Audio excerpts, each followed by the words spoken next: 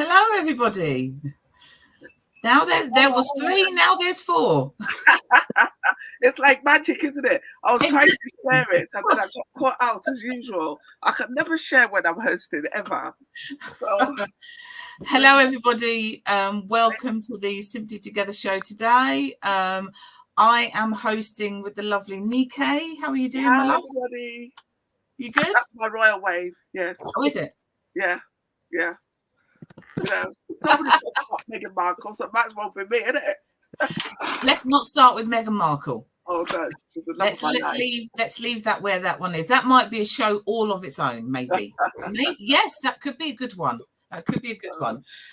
So we have got 2 lovely guests today. So I am going to leave it up to Nike to introduce her guest whilst myself and Shelley kind of just disappear like magic. So over to you, Nike. Righty-ho, thank you. Welcome, everybody. Welcome to the show. It's lovely to have you here. And yes, I have got not only my guests, my friends. So her name is Shelley Olajubu, or it's actually Dr. Folashade Olajubu. Let's get it right, because that is the context in which we are talking today. So, as you know, on the Simply Well show, we don't actually interview per se. So we're usually led by our guest. So, first of all, let me just ask you if you could just tell our audience a little bit about yourself. Hi, Nika. It's great to be here. And yes, Nika and I are friends, and we've probably known each other. Oh my God, if I say how long we've known each other, people might get, hey, I'm just 16 plus X. But Nika and I have known each other for decades, literally. Yeah. I'm I guess, British-born Nigerian. I guess that defines me. I'm a mother of 2 children. And specifically, and probably more interestingly for today, I'm a psychiatrist. So the long-winded technical term is a forensic psychiatrist. And so the day job is treating people who fall between the link between the criminal justice system and mental health. Okay. And then I'm also a trained therapist. And I'm also in medical education. So hopefully... Wow.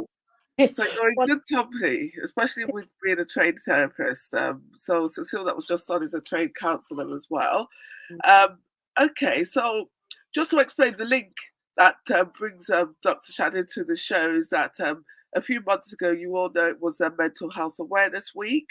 And I posted a really interesting article that she had written in our WhatsApp group. And DR found us like, oh my God, we've got to get her on the show. So that was about loneliness. So sort of just to kick off, I thought it would be good is that seeing as the kids have just gone back to school, and I had a really interesting conversation with a colleague of mine yesterday where she said that, you know, a lot of moms are so happy when their kids go back to school, but she kind of misses hers. And then it just made me start thinking about stay-at-home moms, how they cope if they. So yeah, I don't know if you want to. I can really identify with that, Nikki, on so many levels. So as you know, but everybody probably doesn't. So I'm just going to shut the door. 1 second. Oh, no problem. You can continue talking.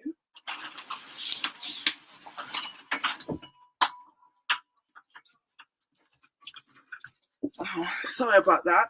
No problem. So as I said, I identify with that on so many levels. So as Nikki knows, but the rest of you probably don't, I've recently relocated to Ireland. In fact, I've been in Ireland now for coming up to 9 months. And I've come here all by myself, you know, no partner, no children, no family.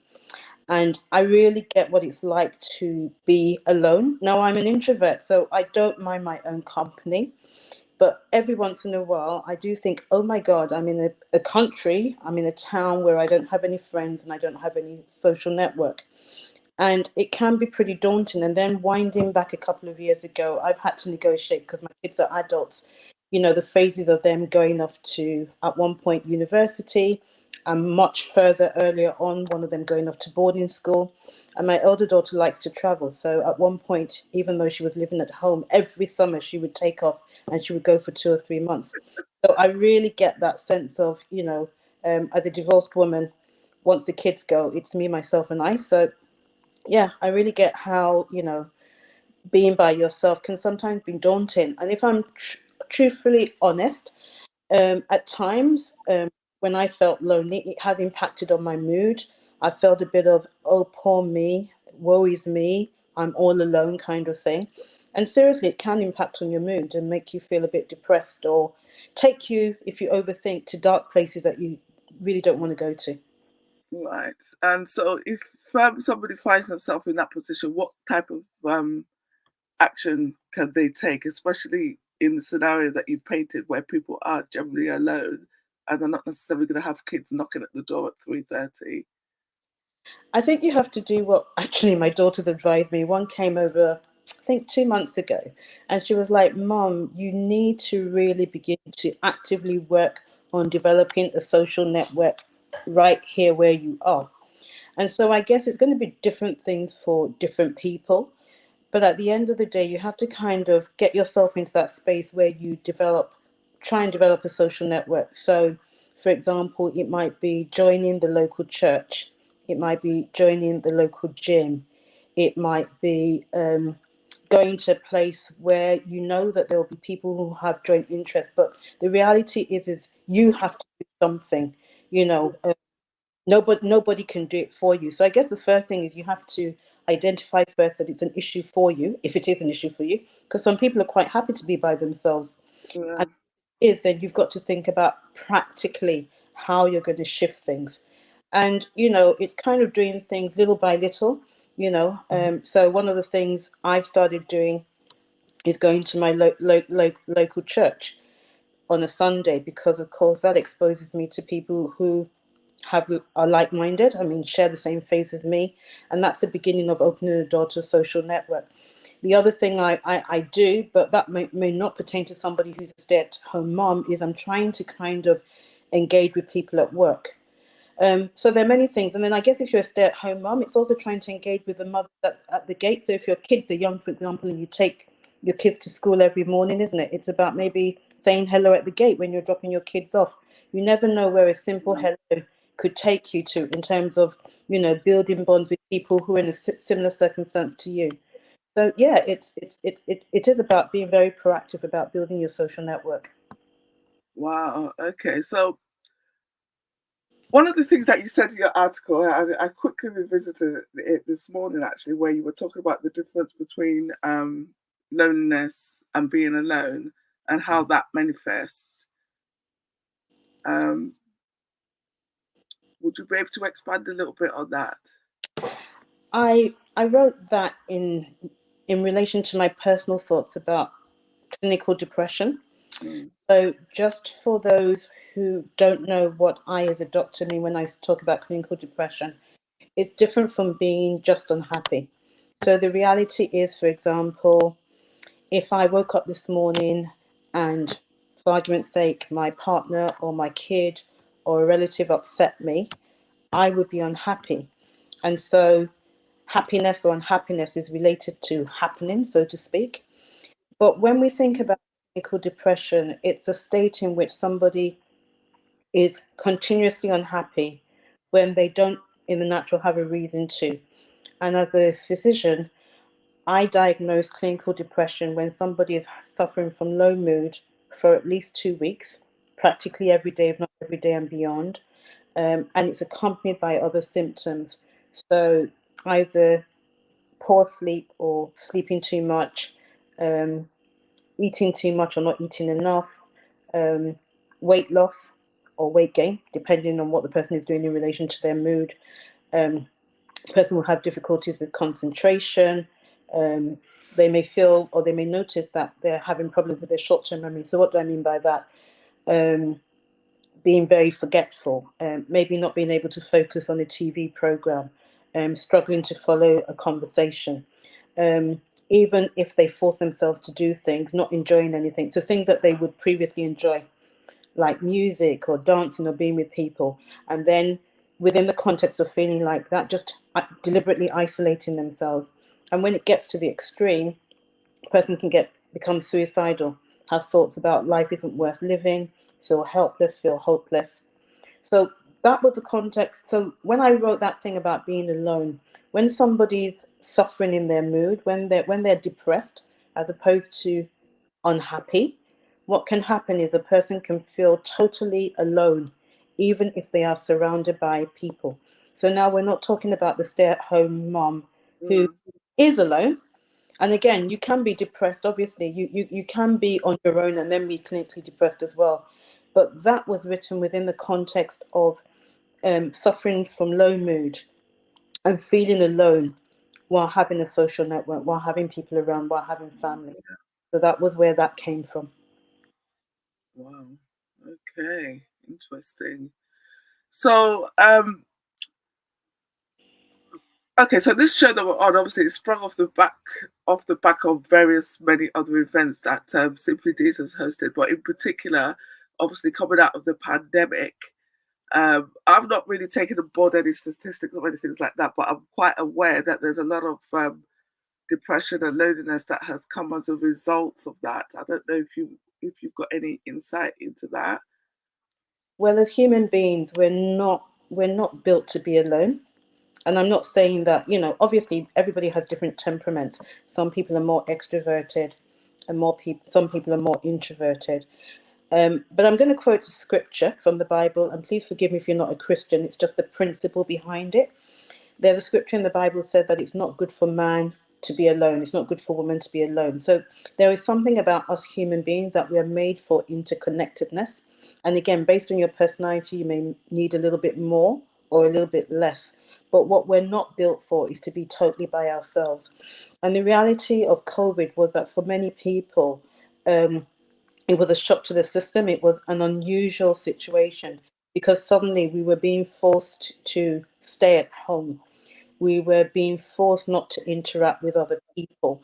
And imagine what it could be like, or what it was like for people who didn't even have a spouse or children, and they were literally going through, the lockdown all by themselves.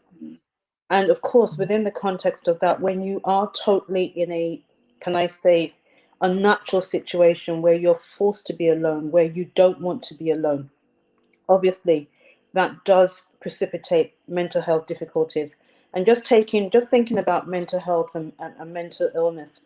Mental health is that aspect of our being that focuses on our thinking, our behavior, and the things that we do. And obviously, if you're in a situation where you're forced to be alone, when you don't want to be alone, when you're locked up for weeks on end, your thinking is likely to take you to a dark place for a lot of people. And there was an increase in depressive illnesses and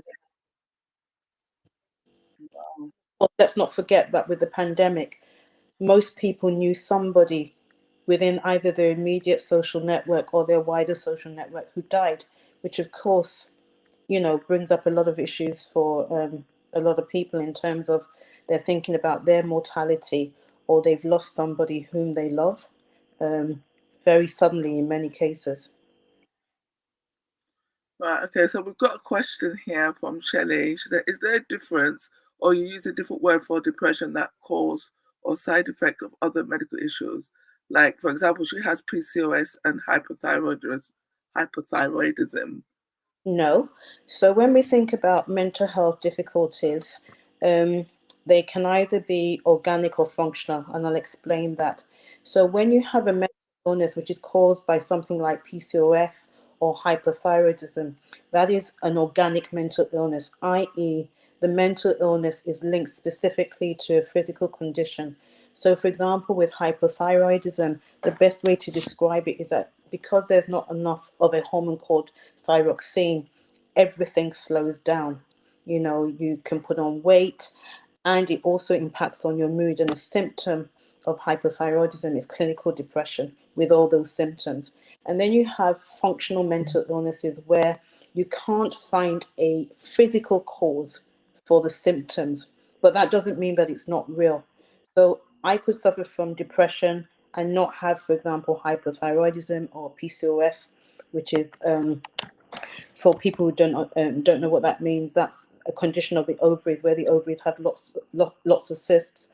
I may not have a physical condition, but I can still have a mental health difficulty. So that's really a really good question. And it will still be clinical depression because it's about the symptoms that the person has. Yeah, that's interesting, because I've often thought of some forms of depression as being a side effect. So that's interesting. Well, it could be a side effect, it could be a symptom.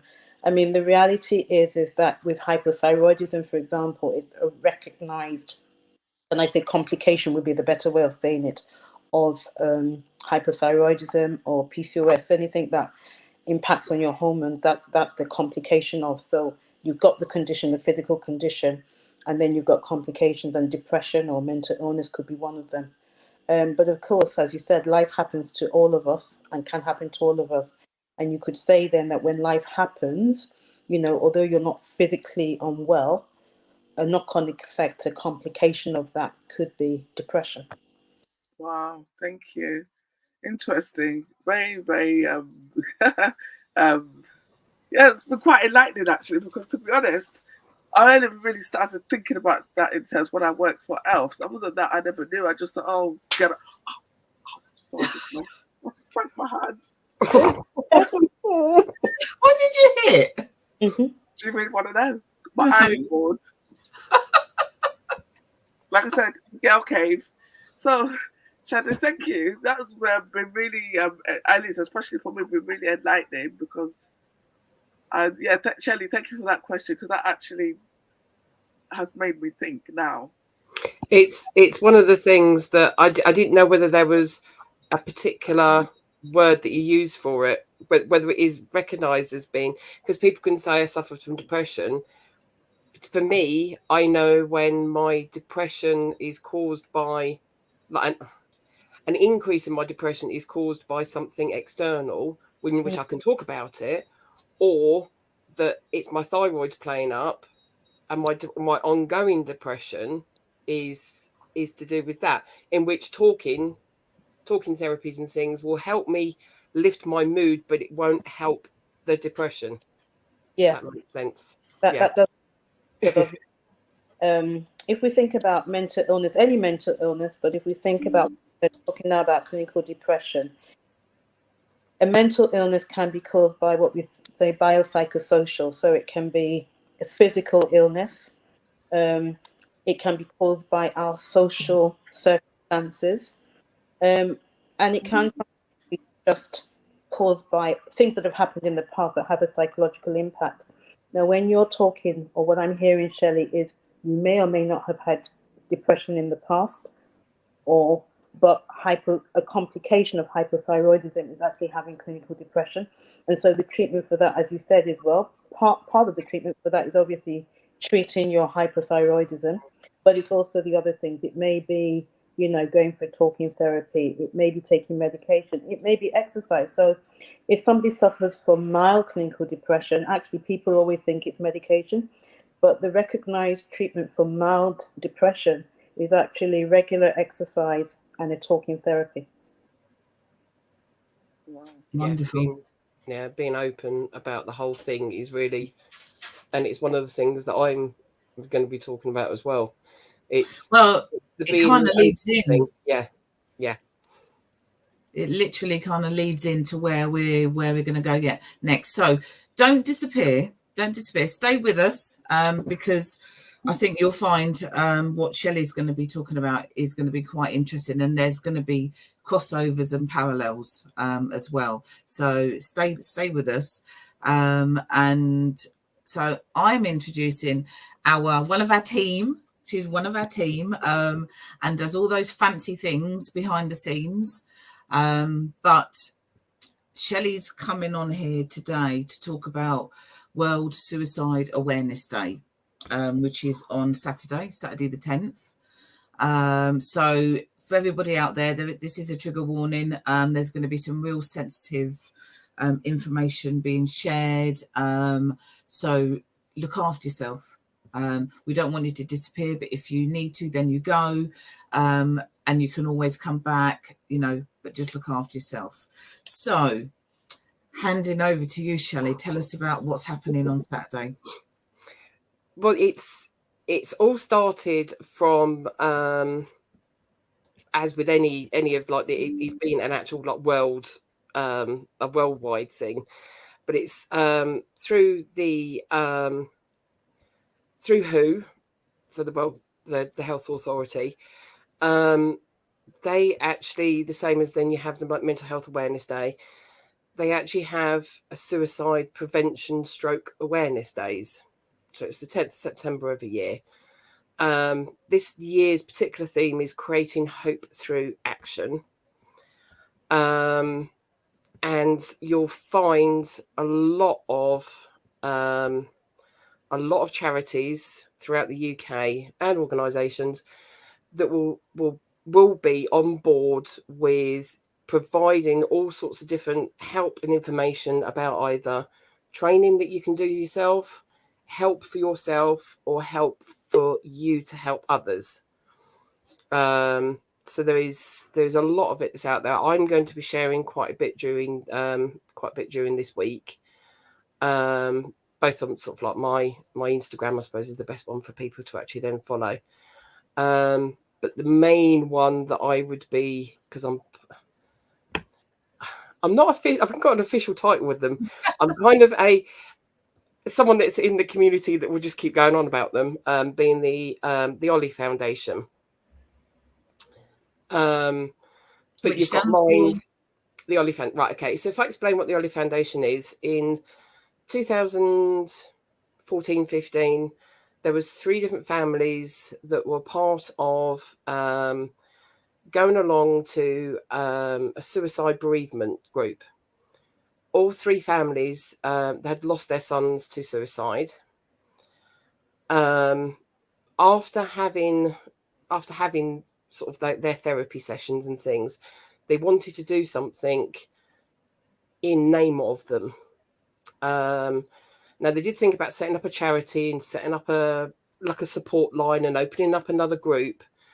But what they decided to do was to have people that could have training to make their communities more suicide safer. It's not the very best way of describing it, but a suicide space, safe space. And they call it the Ollie Foundation, not because of a name. Ollie stands for One Life Lost is Enough. So they believed that one life being lost to suicide was enough. Yeah. And they wanted to have people aware of the difficulties around suicide, and for anyone to have some kind of help that was easily accessible. Because as it always is, that you can, with hindsight, look at what's been going on, if only that person could talk. They had a look round and they found out that Canada at that time, so we're talking 2016 when they set up the charity, that Canada was the safest country for suicide. And that is because everyone is then trained to have an awareness. Now, some of the training that I've taken, you can have like an afternoon session with them. And Mind and Mental Health Foundation, they all do different varying training. But this particular one is called Assist. And they showed us a video of what could happen in a community. And this particular one, sticking in my mind, was there's a guy that's obviously in crisis, and that's what suicide is. It's not always someone that has mental health issues. It's someone that's in crisis. At that point, the only thing they can think of, and they've thought about, and their choice that they believe is the best for them, is it was then ending their life to stop their pain. That's all they want to do. And in this video, you can see someone, and we all just thought it was just seeing someone on a bus and how they would react and how people would react around them. But the bus driver had the training, and he stopped the bus. He called through to the main office and said, I have someone in a suicidal crisis, and there was everything in place. Another bus came along, people got off, they got on the next bus, and they looked after that one person. And we all sat there and went, that won't happen. And they said, no, that is what happens in Canada. Wow. That is everyone, fantastic. yeah, everyone's trained to be aware of and what steps to take next and who is around that things need to happen. Now, on the other thing that stuck with me on that training, because it was a full weekend, it was like 9 to 6, Saturday and Sunday, full on. I decided to take the extra steps because I wanted to do the extra training. It was down to myself. But on that course, and with this in Hertfordshire, the Ollie Foundation is based in Hertfordshire, in St Albans. On that course, they had people that were from the emergency services that wanted to take up that training because they don't have their own training. And I was shocked. I actually spoke to my stepbrother-in-law's in the police force, and he said, no, you learn on the job. You learn from others. So that can't work. That's not good. No. There was a group of about 20 of us, I think it was, because they only like to do so many because it's so important that while you're learning, you're supported. That I would say it was two different groups. So I'd say about 8 of 20 of us were in some way related to either the police, ambulance, or they were part of the nursing kind of team. And the rest of us were just sort of, we wanted to go on the course. I think there's two things that are in my mind. The first is that misconception that if somebody is thinking about suicide, that they have got a mental health problem, or they've got mental health issues, or there's something going on there. Actually, as you've just said, that is not the case. Not always. Can be, but not always. Yeah. But you can be in suicide crisis as opposed to having mental health issues. And I think sometimes that's where people then get missed out of that loop as well, because they're not looking. They're looking for people who have got mental health. They're not necessarily looking for anything else. And then the whole Canada stuff. Wow. Yeah. That was, just as they found at that time, and I don't know whether it's still the same, but that is, and the training videos that they were using. So I'm going back a few years now when I had my first lot of training. That the videos, obviously, that we could then see was actually then from Canada. And then the Ollie Foundation has grown and grown and grown, and we've got another CEO that's come into it that then puts another spin on things. And then obviously now coming through COVID, you're having to change again, because we always used to do, they always used to do training face to face because that was the safest place to do it. Yeah. But they then found ways of changing that round and actually being safe online. So it's finding ways of, I suppose, for someone, from what I've learned and kind of what I feel myself, that when you've got to that suicidal point, you're the only thing that you've got is your own thoughts, processes, the best way out of this situation. And the only thing that you want to do is, as I said, end the pain. Yeah. So you have got to that thought process pretty much always on your own. And as someone that's had the training as the intervention training, if you like, is not then going in and telling them what to do.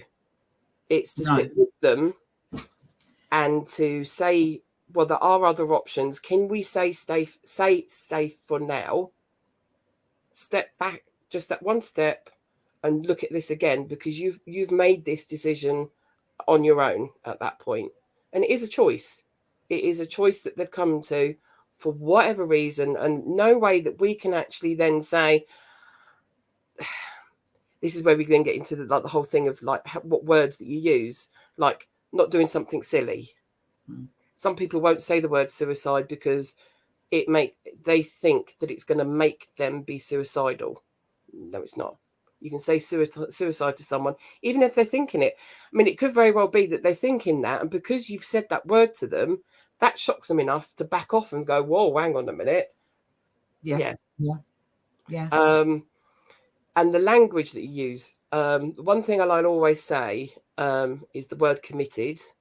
Never, ever, ever use that. There's still countries in this world that they class that being illegal to take your own life through a suicidal process, whether that be because you're ill. It's not. That's not anything to do with it. With the whole end of life, like if you got cancer and you want to take your life sooner, that's got nothing to do with it. But for you to actually take your own life in that crisis point, and then you could then not have the burial you want, for instance.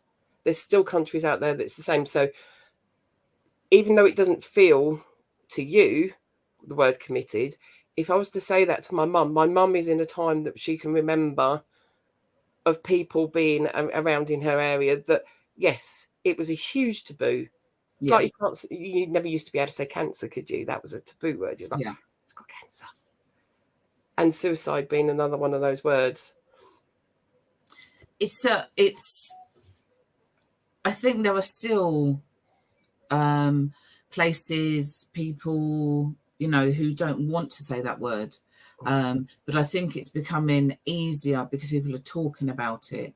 And, they're trying to share their experiences, which is absolutely fabulous because actually it brings it out in the open. Yeah. You've still got some countries, some languages that don't have anything like the word suicide, what suicide actually means in their language, if you know what I mean. Yeah. They don't have a direct word for it because it's not talked about. You're not supposed to do that. That it just doesn't come up in a language, which is then the whole language thing, and then while you then get some backgrounds and things that won't talk, or some people like for the whole men thing, if you bring that up, that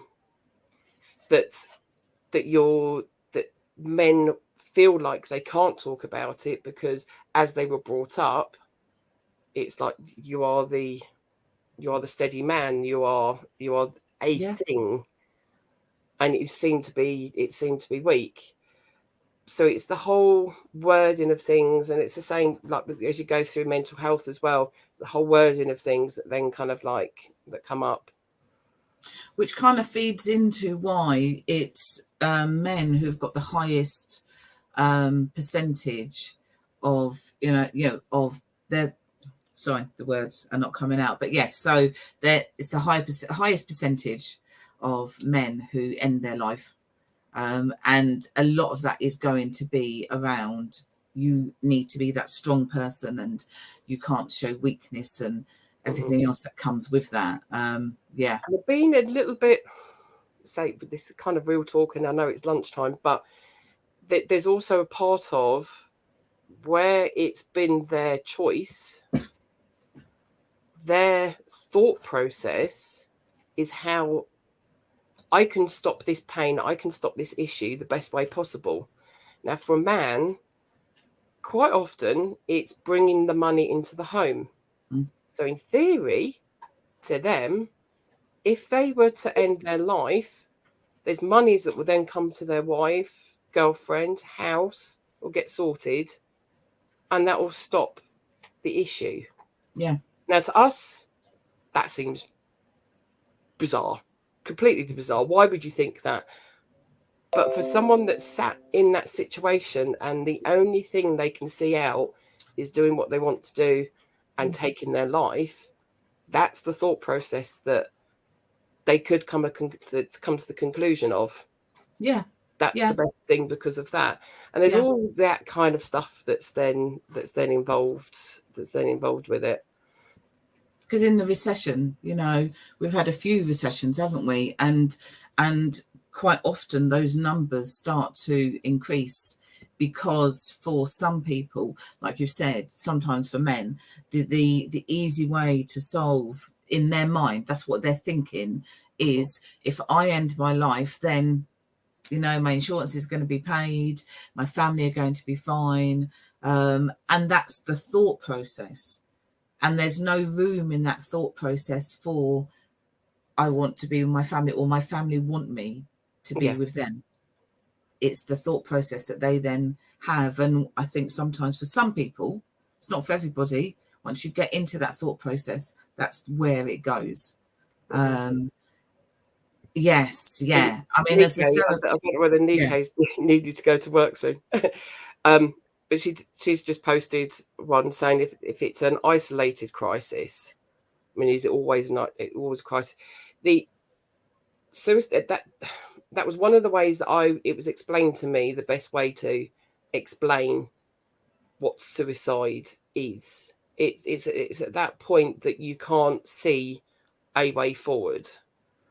And it can be an isolated case. It can be just like one thing. It's brewed for a week, and then by the end of the week, you thought, this is how I'm going to plan it. For some people, it can be that they've thought about stuff before. They've got up to that point before, and then stepped back and gone up, and stepped back and gone up, and stepped back, and then it's kind of, it seems isolated, but it actually wasn't. I was going to bring you in, Nikkei.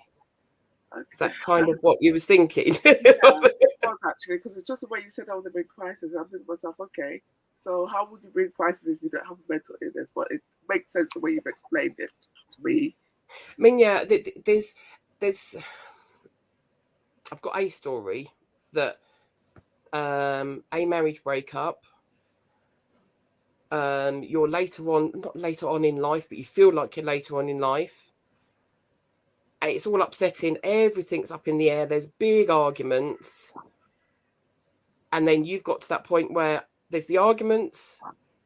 What am I going to do in my life next? And then you get to that breaking point. But that person could have been thinking for longer. That person could have been thinking just of that day and just had the bad moment that day. Yeah. So the whole, like, coming all the way through is difficult. And it is difficult for them to... for the man in a situation, like a man in that situation, to explain any further, because they feel like, well, I should be coping with this better because I'm the man and there's children involved and everything else. Just like Louise was saying, that your girlfriends, you're going to talk all the time. Men don't. I mean, I could say that exactly like for Will right now. He's got his friend's brother has been ill, and I keep saying, how's the brother? I don't know. I didn't ask. Why don't you ask? Well, we got into a conversation, but he didn't say anything. I was like, bang your heads together. So I ended up texting through going, how is he? I'm going to be the nosy one. But it's just the same thing. If the men that talk do talk. Some of the men that don't talk are the ones that don't talk, and we know that from doing our International Men Days and stuff. So I think it's also that even if men do talk, or so if they are talking, other men don't then ask those questions. So there are, it's not even that you need to ask whether somebody is feeling like they want to end their life. You're not even necessarily asking that, but women will ask so many different questions, and men don't. So the like you just said, they, Will's not asked about how is the brother, because they don't. Yeah. They don't see that they need to then dig a little bit deeper. Yeah, I was on a video, like a conference call thing just before this, and it was a question they weren't going to ask, but they ended up asking because it all came up in the chat, that there was more women, and we worked out that it was about 80 to 90%, because it was all to do with workplaces and stuff, mental health and suicide awareness in the workplace. There's 80 to 90% of all mental health first aiders in the workplace were female. And that was just on our call of 200, I think it was. And is that because men don't take up being the mental health first aider? No. All of I mean, us on that call, we were 80 to 90% of us were, and that was just literally just because everyone, it all popped up and stuff. And they Louise actually asked the question. Louise has just asked about men and not asking and not talking. Is that because they don't know how to ask? I would say they don't know how to ask. And they also, for some of them, don't want to ask because they don't want to go there. And they feel uncomfortable asking questions as well. I think that comes into it as well. So for some of them, they don't know how to ask and might even seem quite oblivious to anything because they're just not even looking for it. But there will be others who, I can hear in my head, I can hear like my brother or, people I've worked with. Well, I can't ask that question. Well, you can ask. You might and need someone like your brother is more open to chat. Yeah. Like generally. Yes. Yeah. Just kind of, yeah. For anybody who knows me and anybody who knows my brother, Louise knows my brother, he will talk to anybody. He can walk into a room and will talk to everybody and anybody. But I don't think would ask those questions. Because when I've talked to him about my work as a therapist, working with young people and working with adults, he's mentioned many times, I don't know how you do that. Oh, is that how you'd ask? So he wouldn't ask those questions, and he could. 100%. I hear men I know. It's conditioning now. Do you think it's conditioning? Because I listened to a man the other day. He's a grown man. By his own admission, I think he's in his late 50s, early 60s. And he mentioned that he's lonely because of, I don't know if it was Shadi or Shelley mentioned, like marriage breakup and stuff like that. And he found out that he realized that most of his friends are what he refers to as schoolgate friends. So immediately the marriage broke up. There was not enough depth in those relationships to carry forward. So it just kind of makes me think that a lot of male people, it's quite topical, isn't it? It doesn't get that deep, whereas females are naturally nosy, and it goes from there. But having said that, my husband is like that. There's certain things, if I do not have all the answers, I will just not tell him, because he'll be like, well, did you ask this? What about this? And what about that? And I'm like, hello, I don't know. Which part of I don't know do you not understand? So, but he's the one that is asking, isn't he? He's that person. Exactly. Yeah. Alison has said, men who don't trust don't talk, and there's got to be trust in there, hasn't there, for people to talk. You need to be able to trust that person. When you talk about marriage breakup, for example, so the men, their mates will rally around them and take them to the pub or take them to the football or take them and do that. They're not talking about what's happened, but they're going to take them and do those things. So they will be there for them. Whereas we then may take our mates, our female mates, to the pub, but we'll be asking, what's going on? What are you doing? What do you need? I wonder if I can just jump in. Yes, come in. Very quietly. And I guess a few things I just want to throw out there and come back to what you're saying about men. So I think it's a really topical topic. So glad that you're talking about it, because as Shelley said, the 10th of September every year is World Suicide Prevention Day. And I think it's really important for people to know that suicide is rife, unfortunately. More than 800,000 people end their life through suicide every year. And that means that every 40 seconds, somebody somewhere on the globe is ending their life. Wow. And the important thing for us to note, for us based in the UK, is it's the highest killer for men between the age of 20 and 49.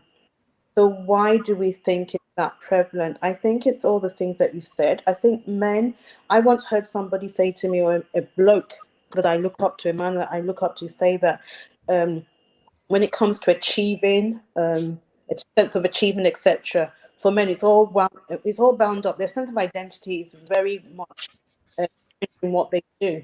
And when we think about the risk factors for suicide, such as interpersonal difficulties, career challenges, difficulties with finances, divorce, bereavement. What you find is that when men become involved or find themselves in those situations, because it's all tied up with their identity, they feel a sense of shame and guilt. And so I'd like to suggest to you that sometimes, as you said, sometimes men don't really talk the way we women do, the depth of conversation. But I also think, as I think it's Asil, you said about men don't want to talk about it because they feel guilt and they feel shame. They feel like they've failed and they don't see any way out. And so maybe what we as women have to do, whether we're trained as mental health first aiders like Shelley, or just game blogs on the street, we need to learn to be observant and be able to see when there are changes in behavior. And as you guys were talking, I quickly went to go and look online, and some of the slides I've shared about suicide before, and just for us to think, and one of the things is about changes in behavior. So when you see a bloke or you see anybody actually, and there's a marked change in their behavior, withdrawing themselves from others, maybe somebody who's really quiet becoming very boisterous, or somebody who's very outgoing becoming very quiet. And, you know, if you become aware that maybe they're using, you know, drugs or booze or other things, it should be like kind of like warning signs that maybe something is going on.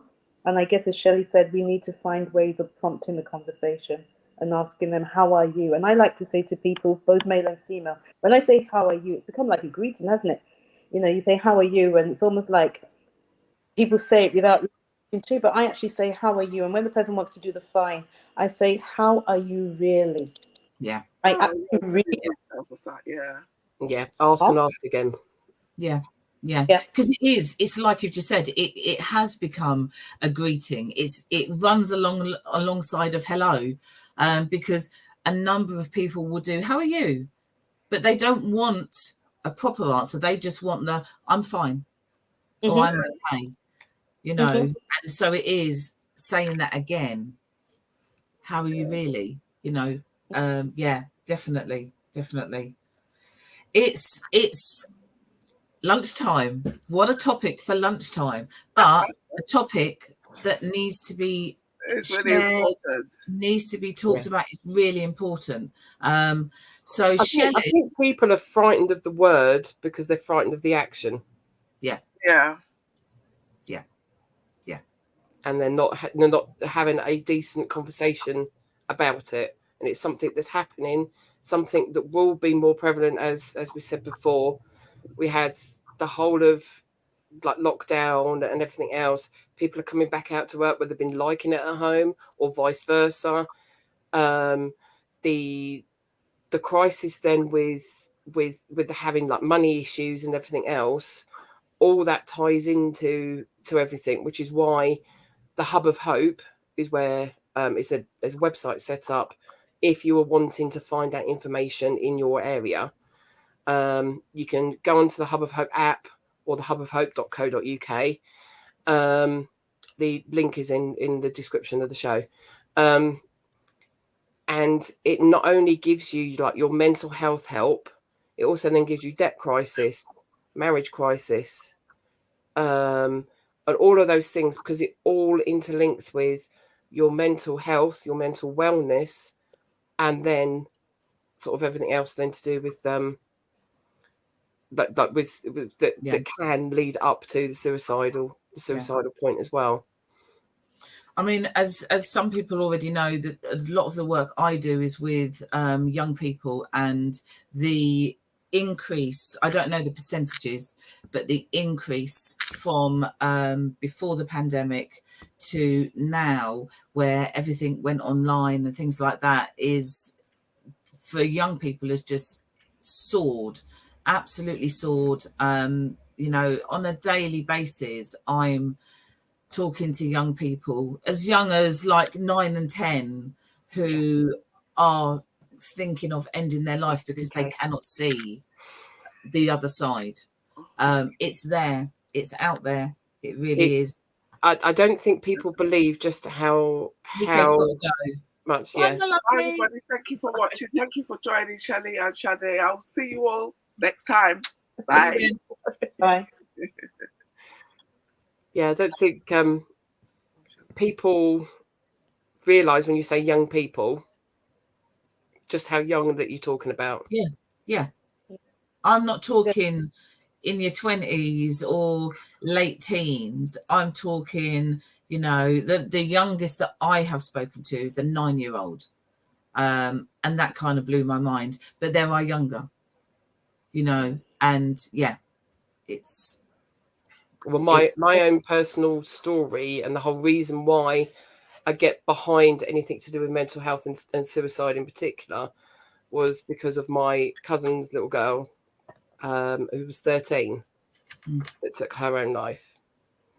And I do discuss with my cousin, we're not all that close, but every now and again we'll make messages backwards and forwards and things.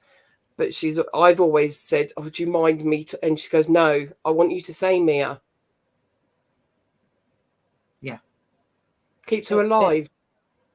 It's really, one of the reasons for it. It's really sad, but again, just putting that information out there, isn't it? That 1 in 8 children, some stats say 1 in 10 will have a diagnosable mental illness, mental disorder, and that in terms of a lifetime of mental health difficulties, 75% of people that will have mental health difficulties throughout their life will have established difficulties with their mental health by the time they're 14. And I just wanted to throw out there, because I think what you've touched on, Cecilia, is really important, is some of the ways that parents can, you know, work towards preventing young people ending their life.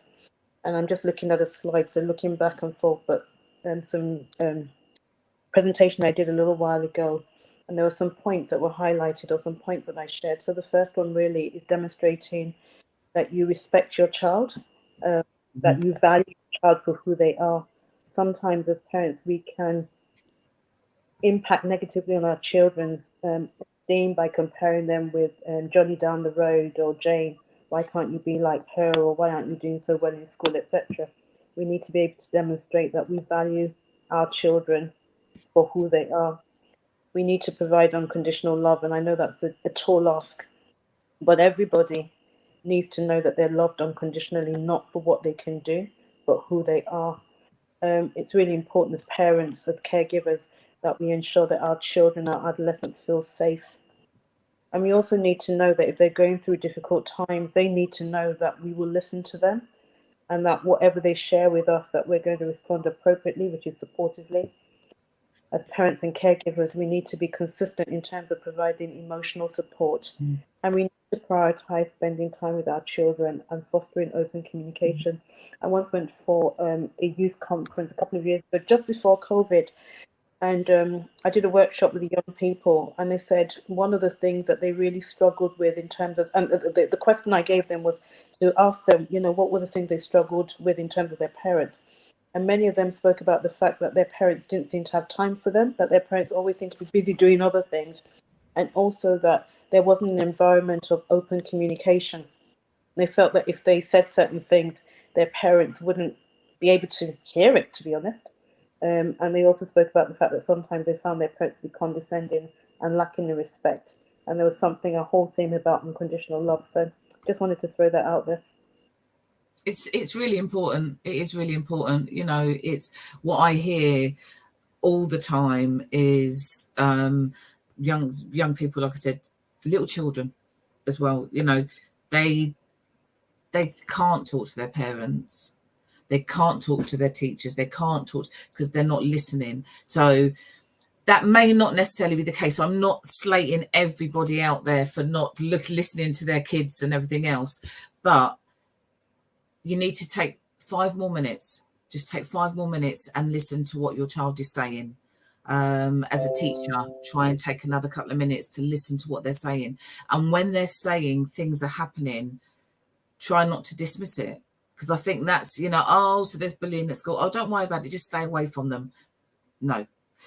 Yeah, that's one of the things I always bring with the bullying, just very quickly, that when we were children, we could come home from school, shut the door. Yeah. They've got it 24/7 via social media. Yeah. And that's one of the most important things and the easiest thing that somebody said to me a few years ago. When we went to school, it finished at the end of school. You went home and that was it. Now, everywhere, it's following them everywhere. So when they're saying they're being bullied, they are not just being bullied at school, it is continuing. And you can say to them, just stop looking at your phone and stop doing this. It's not that easy. It isn't that easy, you know. Just wanted to say, Louise also said that when we were talking about saying, how are you? If you continue to ask the same question 7 times, you will get the core honest answer. That's something to know. That's something to think about, isn't it?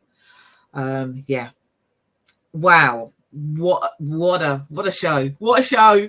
Oh my God, what a show. So Shelley is going to be on the Real Talk show tonight. So this is just going to continue on. 7 o'clock it starts. Go and have a look. You're going to be talking about this again, and in more depth as well. Sade, thank you. Thank you for coming on. Thank you very much. I'm sure we'll get you back on again because we need to go, but we need to do this again. This is not a one-off. We need to go over this some more and talk about it and have it out there, have that open discussion for everybody. Are you okay, Shelley? Yes. Yeah. Yeah. Yeah. Good.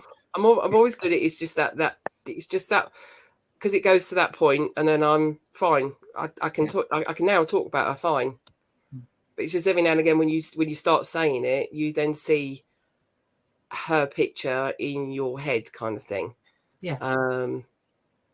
But it is both her and for those that are Simply Deez crew, Mortimer, and as he spoke, it all happened kind of like following on from one another. That when I first started doing my training, so it is to have a thing that then pushes you on. That that's the whole reasons. But I hope everyone else is then okay. If you need to reach out to us. If you're watching this on replay, still reach out to us. You can either contact me on Instagram or you just message through to the Simply Deez page. You've got myself, Cecile, we've got all of us around. But if you need that extra help, if you've got any questions, come and ask us. Don't be on your own. Thank you, everybody. Thank you. And don't forget tonight, the Real Talk show, and then we'll see you back here next Tuesday. Take care, everyone. Bye. Bye.